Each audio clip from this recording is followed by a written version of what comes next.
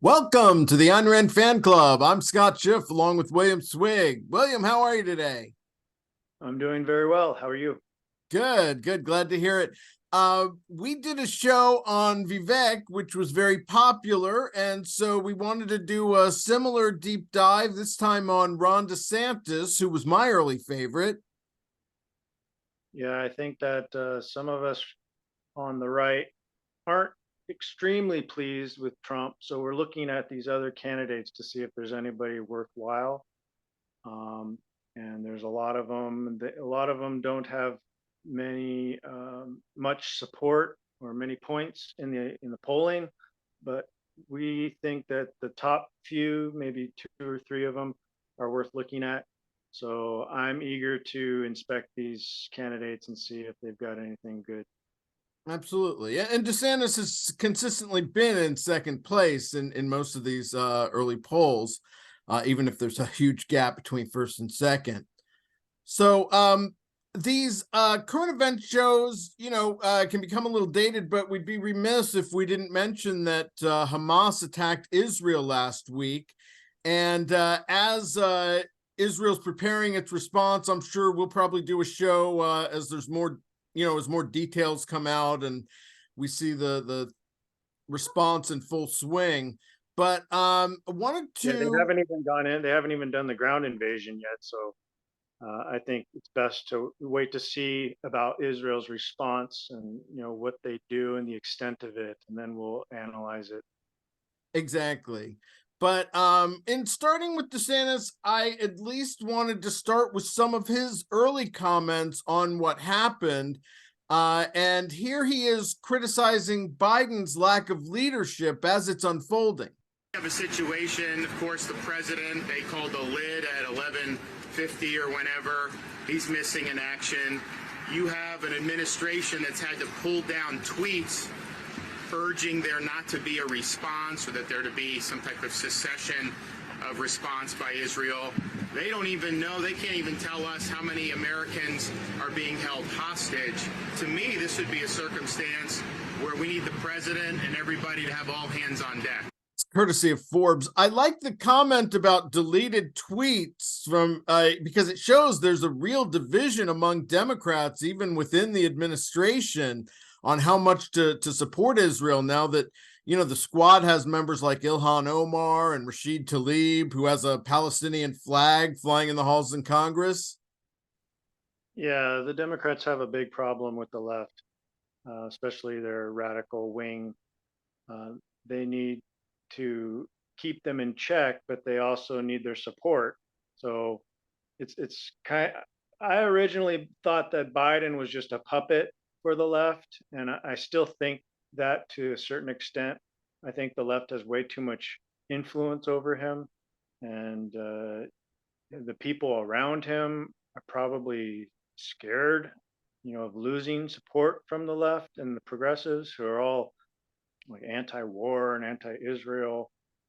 So yeah, that's a interesting thing. I didn't actually see the tweet. I mean, do you know if there's a copy of it out there? How do they know that the White House tweeted this out?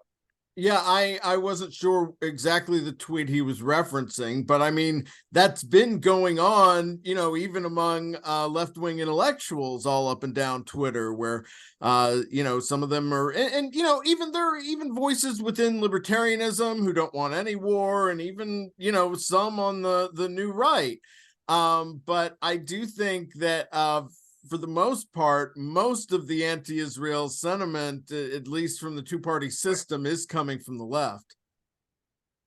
Yeah, there's probably some from the right, but in like a very muted sense. But it's very strong from the left. They're actually flying the Palestinian flag, and you see all these protests in the streets. Those aren't conservatives. Those are liberals out there protesting, progressives protesting, Israel, and they don't want Israel to defend themselves, and it's just a joke on the left. They don't Yeah. understand anything. Um, Well, so yeah, I thought it was interesting that DeSantis went, straight after Biden, saying he's missing in action, and they talk about All hands on deck, right? If DeSantis was president, there'd be all hands on deck. Instead, we got this president who calls a lid at 11 a.m. or whatever, and doesn't do anything the rest of the day because he's To so be fair, tired. he's been doing that for years.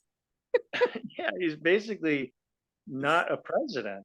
So, and what do you expect from some old guy who's half demented?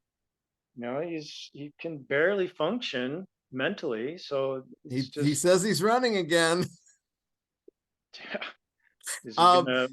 What's below a basement? He's gonna have to run from the I don't know, the sub basement. Is there something below a basement? wine cellar. I'm not sure. But You have to dig. He's gonna have to hide in like a tunnel, like Hamas. just bringing it back to DeSantis a little bit in this clip. I appreciate the fact that he's taking a side on Israel and thinks America should show moral support. Now you're in a situation where Israel is able to defend themselves. They've got a good military. They've got great technology. What they need is the moral support of the United States to say, you defend your country. You defend your people. Defeat these terrorists. I would like to see the West or America, let Israel know that they have the right to defend themselves, any way they see fit or they think necessary. But I do take issue with the idea that they're able to defend themselves. They just got attacked and lost, over 1,000 people. It's civilians, and so clearly they have a problem with their border. They couldn't secure their border. They couldn't keep these terrorists out of their own nation. And we should actually take a lesson from this and learn to stop people crossing our border. And we need to get a better grip and control on our border, or else we might have a similar problem that Israel is experiencing right now. Well, to be fair, they did have a lot of guys come in on hang gliders. I saw one video. How many people actually were on hang gliders? I saw a sky full of them. I don't know if that was propaganda or something, but Oh, really? So they couldn't shoot these people out of the sky? I guess they just weren't prepared for that, or I mean, like, again, we're gonna do a full show on this as more information comes in. Yeah, I know. It's just a little pet peeve there about something he was saying. It's not just that we should tell Israel, or we should acknowledge that Israel can defend themselves, because they clearly need help. They don't need just moral support. They need intellectual support. I'm sure we're sharing intelligence with them. And Well, the Iron Dome, I mean, seeks to shoot missiles out of the sky. So as you use those, you have to replenish it. there's this problem with when you start focusing on advanced technology, you start losing defensive abilities against the low tech stuff, like people just digging tunnels and getting into your country with rifles, or people taking these hang gliders over your border. I mean, that's crazy. They're losing to low tech. So they need to get a grip on just the basics of war, right? If you're a general in Israel, you need to be able to stop people hang gliding over your country, with guns. But you can't stay on a war footing for 12 years straight. I think something happened in 2011, 2006 before that. And Why not? You should, if you're at war with a group, you're either in the process of annihilating that group or you're defending your border. Well, they've been restricted by the international community from doing that a while ago. Yeah, but they're a sovereign nation. They should take it upon themselves to protect themselves, no matter what other countries say. But this goes back even to, the Yom Kippur War in 1973. They were losing at first, then they started winning, and we kind of held them back before they got to Damascus. Well, I wonder about the history, because I've heard that argument, and I wonder, what did America do to prevent Israel from defending themselves? Like, what exactly was the pressure, and what were the threats? It, You know, you know, I don't really know the history there. I mean, we are the biggest supporter of theirs financially, militarily. And so, many times I don't know the exact history of what was going on off the top of my head. But, I think in most of these cases, it's just, I mean, when we want to put pressure on them, we do. I think we should, have a formal alliance. I don't know if we already do a formal alliance with Israel to just completely wipe out all these Islamic fundamentalist groups, and that should be the task. So, and I understand if America is, pussyfooting around and is trying to tolerate these groups or appease Palestine or something like that. That's one thing, and that's a problem. Um, but I, I I understand what you're ideally, saying. I mean, I've been, I did a radio show like 20 years ago when the second Intifada was happening. And part of what happens is that Hamas has a charitable wing where they actually feed people. And that's why, like the EU didn't want to cut funding to them. okay, so you don't blow up their food shelters, but but you do a full scale invasion, or decide you don't want to risk losing troops and you just carpet bomb the place. So, I mean, they have to do something, right, to get Well, rid of I this I threat. think they're working on it, to the extent it truly was a surprise, and I'm willing to give them the benefit of the doubt. They're probably scrambling to put together a war strategy that, and the Abraham Accords had been moving forward with some of the moderate Muslim countries, even Saudi Arabia. So they want to be at least somewhat sensitive to that, and not, create like a regional war. Yeah, it's just a terrible situation. We're getting a little off track here. Uh, Yes. so I think DeSantis, in the broad scope of things, he's supporting Israel. He's supporting the correct side, and he's saying he's basically hands off here. It looks like, and he's saying, if I were president, I would just let Israel do what they have to do, which is what I'm saying. Just tell Israel, look, you're a sovereign nation. Defend yourself, get rid of this threat, and that's a good thing. I think so. I think he has basically a good position on Israel.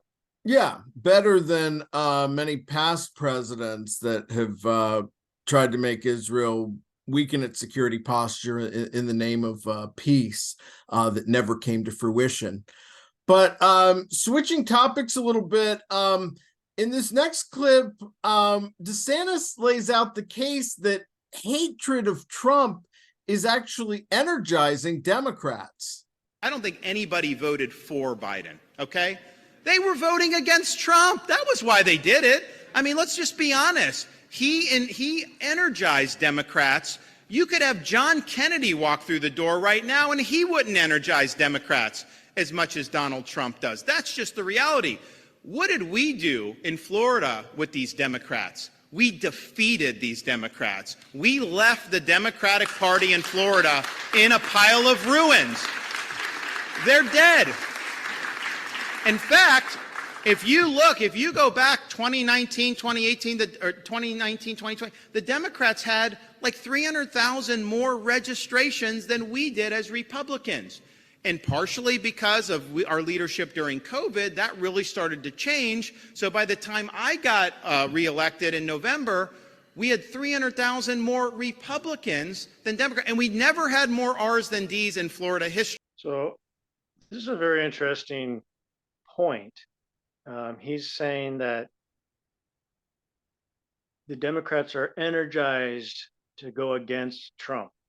So that's what brings them out to the voting polls, and that's what got Biden elected, because they weren't voting for Biden, they were voting against Trump, which Those sounds like 81 million votes had to come from somewhere. which kind of sounds like what Ron was doing. It's like he wanted Biden to lose less, which means he were voting, he would have to vote for Biden. You couldn't. Yeah, He I would, mean, to he me, would be voting against Trump. right. But So I the just think that question I have though is why. So why wouldn't DeSantis energize the Democrats to vote against him? well, in a certain sense, that's true. I mean, they called George W. Bush Hitler, and they're going to call any Republican Hitler, and he's going to become the worst threat. But Trump was already president. He said when he gets in there, he's going to, really, it's going to be more about payback, I think is what he's alluded to. But to me, Well, I think that there is a difference in Florida because people, even Democrats, moved to Florida for the COVID policy and they voted for him. He even won in Miami, which is a hugely Democrat city. And also, there was, people may not remember, there was a hurricane that hit Puerto Rico about 6-7 years ago, and a lot of Puerto Ricans moved to Florida. And this was right after his 2018 election. And so, they're traditionally Democrat and they were voting for him too. 2018 was close. He destroyed his opposition in 2022. So he's someone that Democrats like, at least in Florida. Okay, so Trump is just this annoying personality that the Democrats can't tolerate. And so that's why they'll put up with some brain dead puppet like Biden. It doesn't make a lot of sense to me. It's like they would rather. What happened was in 2016, they did this full court press to say Trump's evil. He's the worst thing ever. If you vote for him, you're evil. People didn't want to be considered evil, so they decided he was unacceptable to them. And then when he got in there, it was the worst thing ever. And now if he gets in there, they've built up that it's going to be, much worse than the first time. And they're just playing on fears and intimidation not to support him if you don't want to be considered evil. Okay, so I think a lot of things that happened in 2020, I think, had to do with this mail-in ballot scheme, and it had to do with that was a result of COVID. All the propaganda painting Trump as Hitler. And then there was these riots and but then the COVID lockdowns. I mean, there's just a lot of other stuff going on that I think brought out the worst in the voting populace. Well, I understand that, but they were already calling him a Russian spy before he got inaugurated. What I'm saying is a lot of that won't be around this time. So how energized do you think the Democrats will be to come out and vote for Biden? I don't think Biden's going to be the nominee. I think he knows it too. I think this actually plays into another point. Trump can only serve for one term, and that does limit you. Part of what Biden's doing now is saying that he's going to run to keep some of his presidential power. And, it's protecting him from some of these investigations, but I suspect there's going to be some sort of backroom deal that he doesn't run in exchange for all these investigations going away. For Biden, yeah, it's a question mark whether he's going to even survive until the next election. I don't know what they're going to do or how they're going to get somebody else in there like Newsom. But at any point he can just say it's his health.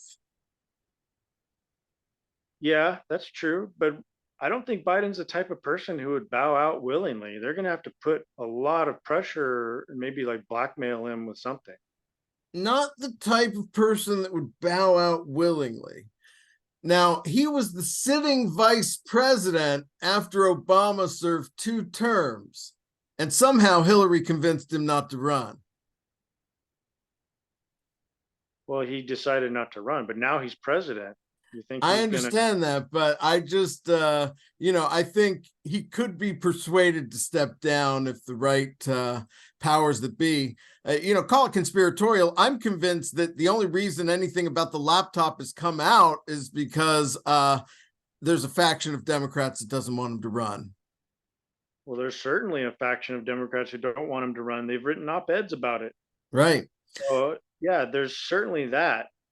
It, But when it, push comes to shove, they're not going to vote for Trump. They're going to no, vote. they'll take care of business before the primary.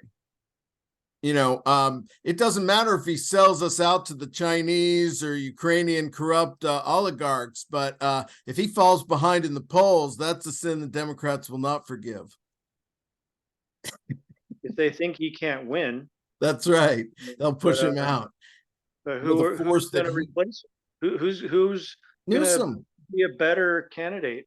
Newsom's going to defeat Trump? I don't know. I don't know, but I think they want someone younger. Here, DeSantis is defending against someone that seems to be saying DeSantis isn't tough enough on establishment Republicans like Trump. Trump endorsed Paul Ryan when we were trying to remove him in the Freedom Caucus back in 2016. Trump endorsed McCarthy. Trump endorsed McConnell for re-election in 2020. I didn't do any of those things. That was Trump, not me. And so here's the thing. That is delusional stuff. Look at what I've done as governor, okay? We fought the biomedical security state. There weren't very many Republicans willing to do that. We banned gender transition surgeries for minors. Not a lot of Republicans have been willing to do that. We banned sanctuary cities. We put in E-Verify.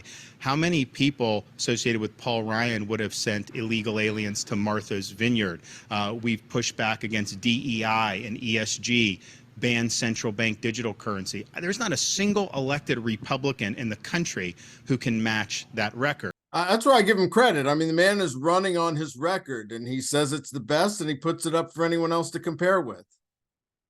He's also trying to paint Trump as like this establishment guy who sided with Paul Ryan and Kevin McCarthy.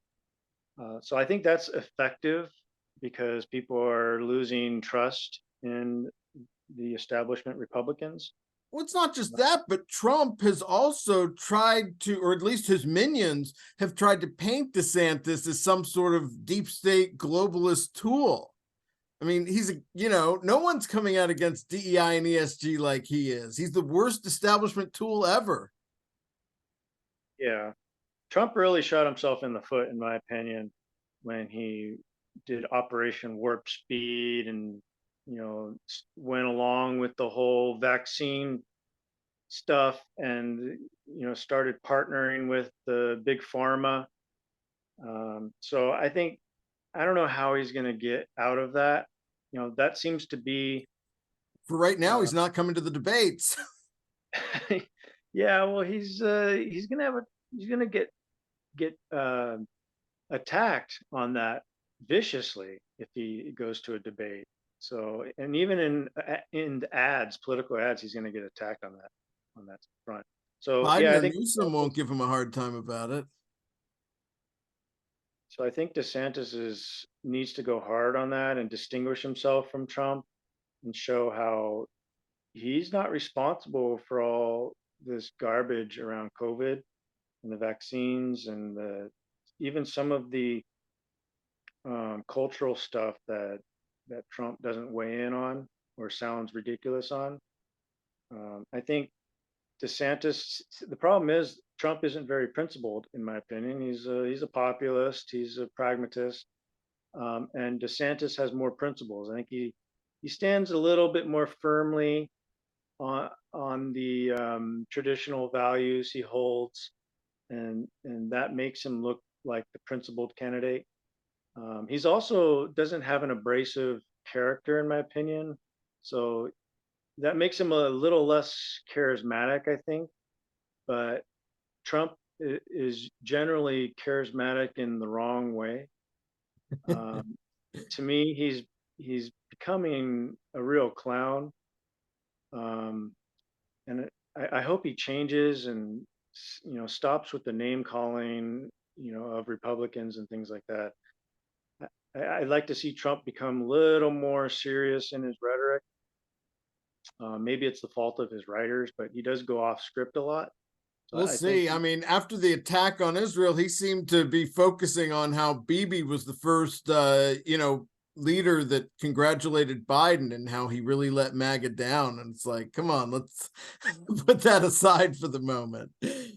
yeah, he likes to dig up that stuff and find any excuse to hate somebody. Right. Uh, But, is that a bigger deal than the Hamas attacks?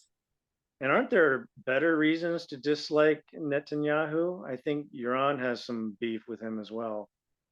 That's true. I mean, but Bibi and Trump were close before that, and I probably would be again if Trump became president.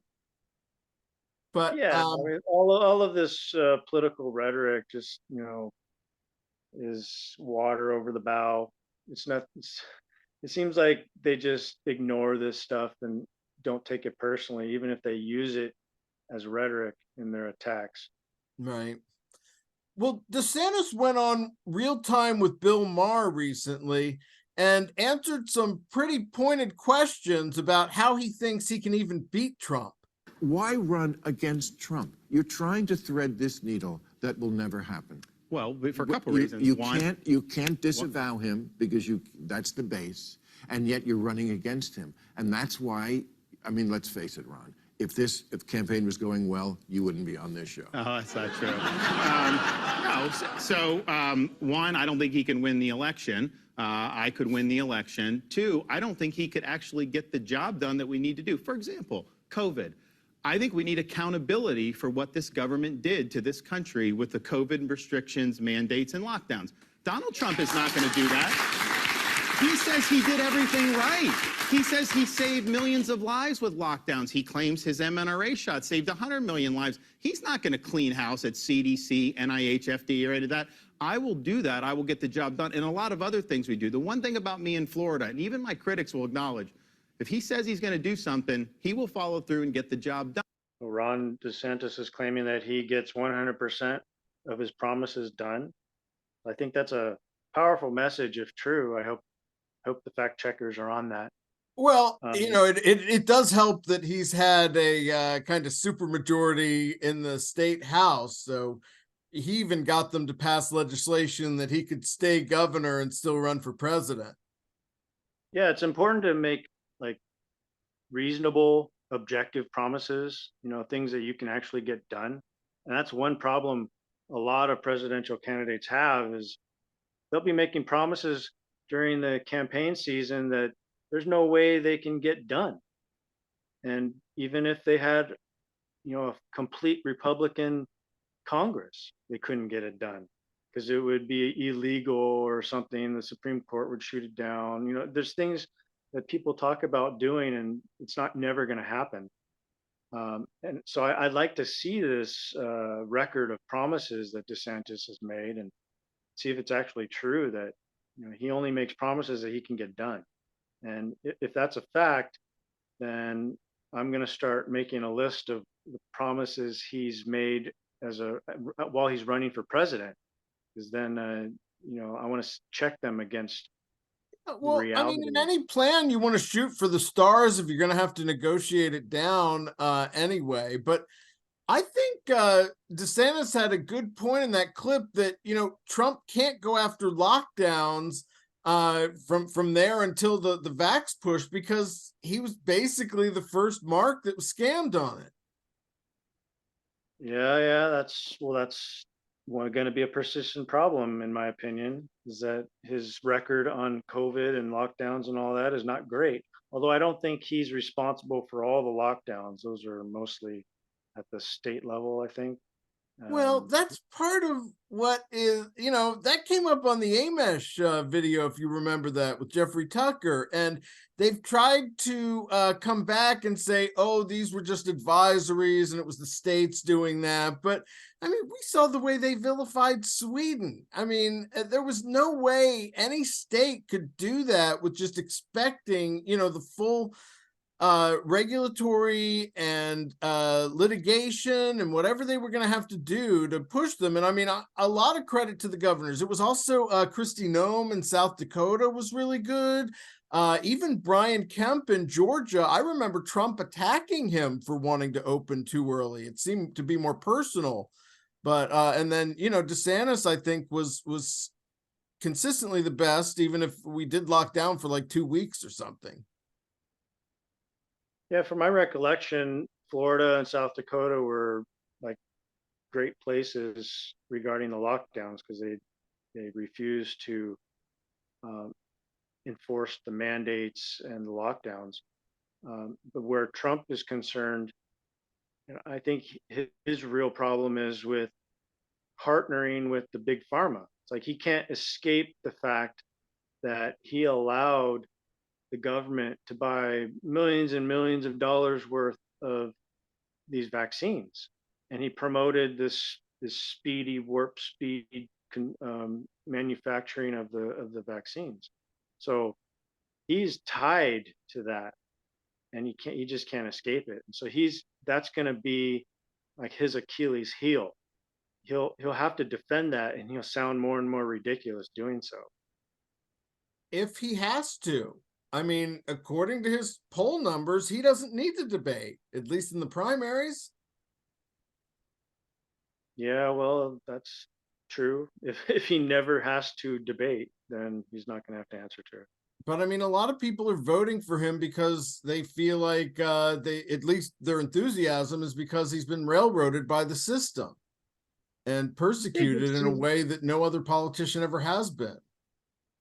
I think Trump is riding on a lot of machismo and charisma and, you know, history that he has, you know, being president for 4 years and doing stuff to actually fight the left. And he did get some stuff done with the economy. So he's going to have a lot of, you know, good things to campaign on, or he does have a lot of good things to campaign on. And so that, you know, will ride him, you know, to the nomination, I think. But it's too bad that Ron DeSantis can't, you know, get more steam going. I don't know exactly why it is. I guess there's a lack of charisma there, maybe a lack of hard hitting rhetoric. You know, he seems to be more focused on just getting the job done. You know, he just wants to state the facts, make healthy promises, and, you know, be productive instead of being bombastic like Trump. And I mean, Trump is a force of nature. He's been this way since the 80s. yeah, and unfortunately, we have a culture who, you know, who's all about being like in the moment and, you know, all about bit loudest, listening to the loudest voice or the most trending viral thing. And so we don't have a very intelligent culture, in my opinion, when it comes to politics and voting for, you know, the best options. Yeah, I think that's going on. But you know, I've said that before 2016, maybe 2012, that Trump couldn't have gotten the nomination. And you know, it's just there was too much of a culture of dignity, and I blame the Clintons for kind of eroding that over time. And but you know, and I guess Obama too, fundamentally transforming the country, because we had such an erosion of you know, relations and dignity with each other and the way we talk to each other, that Trump was a reaction to that and the party being betrayed by people like John Boehner and Paul Ryan that DeSantis was talking about. Well, I'm just talking about intelligence in general, because, you know, the educational system has been corrupted and has been a big mess, you know, for decades and decades. So, you know, progressive education has just ruined the culture basically, and we can barely think anymore. You know, things like TikTok and, you know, all these stupid things are popular among the youth. And then they go through college and basically are brainwashed into becoming, little leftists or crazy people. They're trying to start it earlier than that now. Yeah, and the real remnants of culture are on the right now, and we barely have that. So it's in the form of traditional values. So it's people can't defend them. There's no institution of reason or rational argument now. It's all herky jerky or knee jerk reactions and emotionalism. Even there's a lot of that on the right too. It's like you can't find people who are willing to logically defend their positions. Um, there's a But very whatever, small. one side is getting away with, that becomes a de facto standard for the other side. They're like, oh, we can do this now? Yeah, so there what I see happening is we're basically in a cultural war, and there are a few intelligent people left on the right who are trying to motivate the base, to get rid of the left. We need to push the left out of polite society. But it's a struggle because for the longest time, the left has had dominance in a lot of the important institutions. So because the left was the intelligent ones, before. But now that the culture is becoming, in my opinion, actually um, less, God fearing. They still give lip service to religion and God, but mostly they're all about like secular stuff. There's very few people who are making any dent in the culture who are just full blown religionists. They have to inject like rock music at their churches, or you have to do things that are entertaining to get people to go to church these days. So Yeah. I think there is a strong sense of values on the right, but they can't really defend them. And it's the same case with DeSantis. I think he has a lot of good ideas, and he stands um, he has the proper view of things, but he doesn't have the logic or arguments to back it up. And so it's just kind of just I don't giving know. lip. I think he's doing okay. And I mean, he's, if something happened to Trump, if he goes to jail or decides he can't run, I mean, I think DeSantis is going to become the leader in the race. It's just Trump is just, Trump was, he really transformed the Republican Party because he destroyed the former, whole Bush, Cheney, Romney hold on it. Well, Trump came in taking big swings at the establishment. He was going to Right. drain the swamp. This is one thing that DeSantis says, is that Trump was great. He came in promising to drain the swamp, but then he didn't do it. So now DeSantis is going to come in, and he's saying that not only is he going to fulfill his own promises, but he's going to fulfill Trump's promises. So that's another good line. I think so. DeSantis has a few good lines, but they're just not hitting as hard as they should. Yeah, well, I mean, it's because he's in the Trump spirit, but Trump's had his foot on DeSantis's neck for the past 6 months, ever since he announced. Yeah, well, Trump is resorting to name calling and stuff. But DeSantis, that is what Trump does. He even went after, I think, Ben Carson when he was in second place in 2016. yeah, I mean, that's just the sort of rhetoric that appeals to low intelligent people. And I think there's a lot of low intelligent people out there who aren't willing to try DeSantis or try some other candidate. They're Well, just they're just going to go along with Trump because they like the whole drama of Trump. It's like Trump is willing to just tell people to go to hell and things like that, and which is good. Which is good we sometimes. needed that in 2016. Yeah, it's good when you're dealing with actual evil people. But I think it's a mistake to direct it at Ron DeSantis or people who you generally respect. Yeah, he Um, doesn't know how to turn it off when it's someone intra-party or someone that's, just a competitor and not someone trying to destroy you. yeah. The Um, other thing about Trump versus DeSantis is that Trump's about the art of the deal. And so that's probably why he can't fulfill his promises, because he goes in saying demanding more than he can get. So like when you're gonna do a deal or you're haggling, you say I want $50 when you're willing to take 25. And but so the Trump culture Trump does changed. that.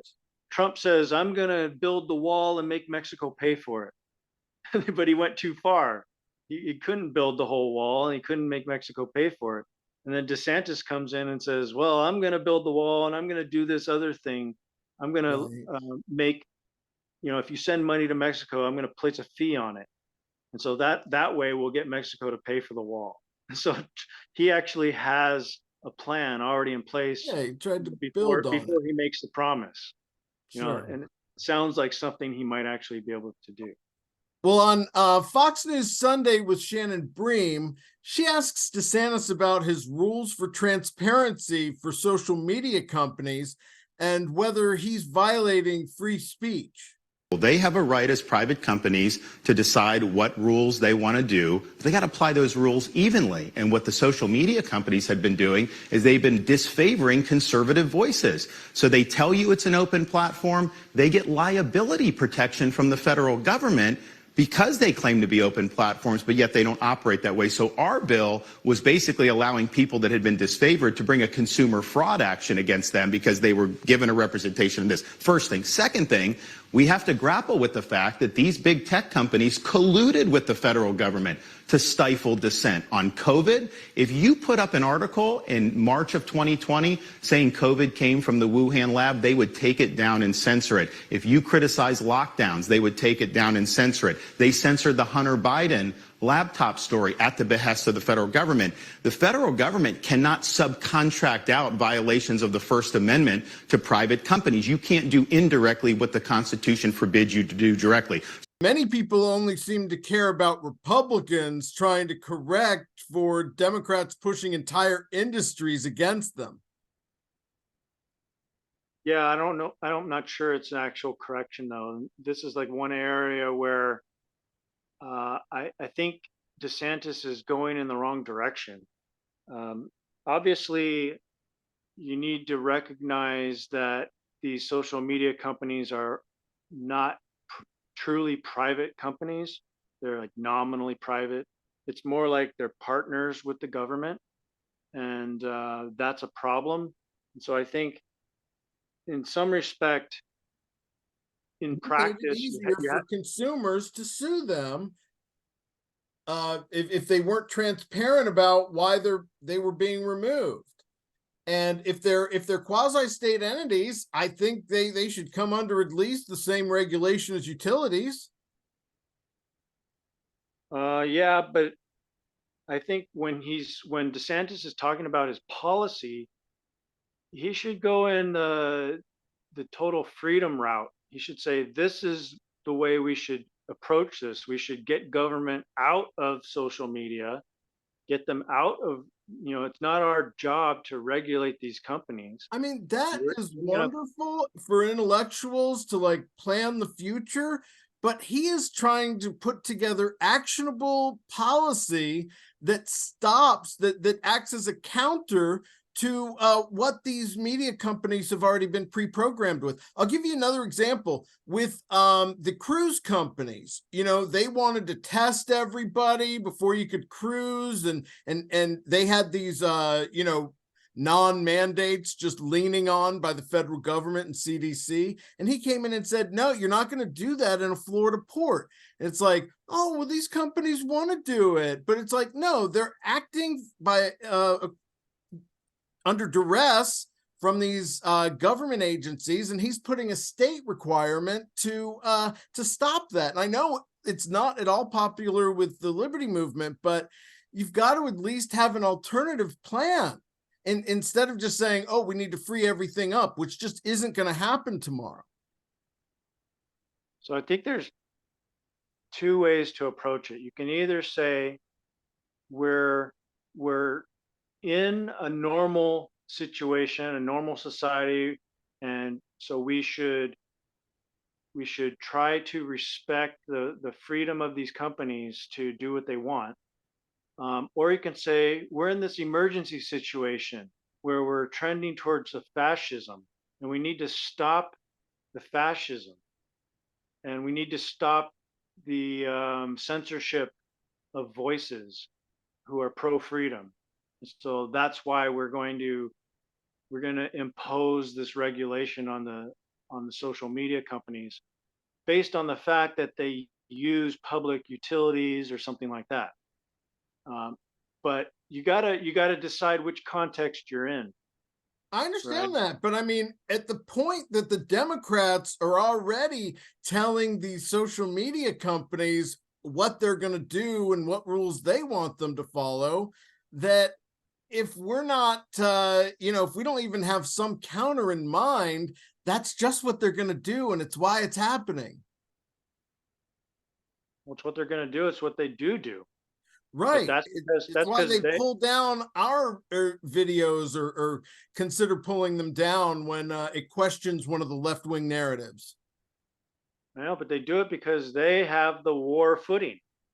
They're at war with us, and Right. so if we decide that we're at war with them, then we're going to use every tool in our kit, to defeat them, which includes regulations and taking power in the government. But then you're just accepting the fact that we're not in a free society anymore. We're basically two fascist states fighting each other. I don't know about two fascist states, but certainly there's a case to be made that there's a kind of uniparty or, one party with a virtual lock on power. Well, there's the establishment and there's the resistance. So if the resistance gets some sort of political power, then they're going to use it in a fascistic way to get rid of the bigger evil or bigger dictator. And then you're going to come in and say, I'm the benevolent dictator. I'm fighting for your right to say what you want in the new quote unquote public square online. Right? You're appealing to people's liberty, whereas they're appealing to people's lust for controlling others. But then there's the other issue of who do you want to control? It seems like DeSantis wants to control the corporations I don't who think he are wants to putting. control them. I think he wants to give them something else to think about. Because if you only get in trouble for talking to the Atlas Society, but not in trouble for talking to ARI, then, ARI is going to get the benefit of that. And, but if someone comes in there and says, all right, everyone's going to be treated the same now, ARI, you're going to be, condemned to the same extent you condemn the Atlas Society, for example, and you can take that. But if only one side, if they're only getting one side from one side of dictators or statists or fascists or whatever you want to call them, then they're just going to lean to that side. And so you got to at least give them a counter message to say, you know what, there's actually a consequence to just taking that side all the time. Yeah. It's just a situation that we're in. We're in this terrible situation of impending fascism, or we're already in the first stages of it, I think, the stages of a dictatorship. And you just have to kind of accept that as the playing field, right? If Major League Baseball isn't going to outlaw like performance enhancing drugs, then in order to compete, you got to start taking performance enhancing drugs. Otherwise, get out of the game, right? So it's going to be difficult for straight shooters to participate in politics as we move closer and closer to fascism. We're going to have to play dirty. I mean, how much of a straight shooter are you if you're not even realizing the context of what's going on around you? I don't mean you, anyone that claims to be a straight shooter. Yeah, it's like, let's imagine that you're in a society, there's two societies at war with each other, and most generally both sides only have pistols, but you happen to have a grenade launcher. Are you going to use your grenade launcher even though it's like against the informal rules of the war? You know, they're fighting with pistols and they're saying, yeah, it's fair to fight with pistols, but if you come at me with a grenade launcher, that's unfair. No, you gotta use what you have at your disposal, and you At least have gotta. a standard for when it's okay to use. It's okay to use it if your life is being threatened, and Yeah. If you're in you a know, warlike footing, like you said. yeah, in war, pretty much anything goes. As long as you're not violating your own morality. You need to sustain some level of civility. Otherwise, you become just a disgusting person, and you don't want to live with yourself. But you have to be willing to do what's necessary to protect your own life and to protect your family or your country or whatever you're protecting. That's where I So see DeSantis. He's civilized. He went to Yale. He's a lawyer, but he at least is willing to fight and to be a counter to whatever they try to throw at him. yeah, it'd be nice for him to articulate that. Like, I'm not sure that he's playing on a war footing, or if he sees it that way. He does see it like in a cultural sense. He's battling the left and maybe even the Democrats, and that's good. I like that aspect of him. I wish he would be able to articulate in a philosophical sense, what he's doing, and what the context is for his Well, you don't action. even want to give the enemy the whole plan.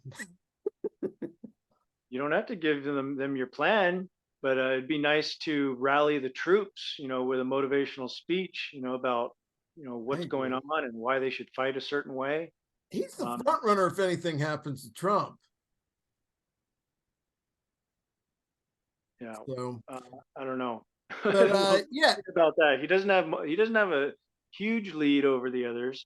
It's not like I he's know, but got it's a all they're all significant bunched fortune. together with the few people that aren't voting for Trump. I think it depends on what sort of dirt people dig up on DeSantis and how it affects his campaign. We'll see. But I think it was a good discussion overall. I think we touched on some really good points. I think next time we are going to follow up on what we talked about, whether the left or right is a bigger threat. So that'll be in a couple of weeks. Looking forward to that. Any final thoughts, William? I just want to end by saying that I think DeSantis is a very good candidate. If Trump wasn't around, he would probably get a lot more support. Um, but he is struggling. He's bashing his head against this Trump wall. And Trump is such a big influence and has such a dominance over the party that it's going to be hard for DeSantis to gain new followers. But I think if he starts going hard against Trump, he'll get more respect. And if he does it in a clever and polite way, maybe not extremely polite. I mean, he could get a little rough with his rhetoric, but avoid stupid name calling and things that don't make sense. But there's a lot of ways he can go after Trump and just sort of dig that knife into his side. So I think he should do that, and he better do it quickly because time's running out before the first primaries, and he needs to get some traction. Otherwise, he's just going to start losing. Once people start voting. Well, maybe the Newsom debate at the end of November will help create some positive momentum. I But think that's a mistake. I think he's wasting his time debating the left. He should just ignore the left for now. He's fighting Trump. He needs to. I think it's going to be good for him. We'll see how it plays out. But yeah, well, maybe we'll do a follow-up to this in a couple of months. But anyway, good conversation. Again, this is the Ayn Rand Fan Club. I'm Scott Schiff along with William Swig, and we will see you next time.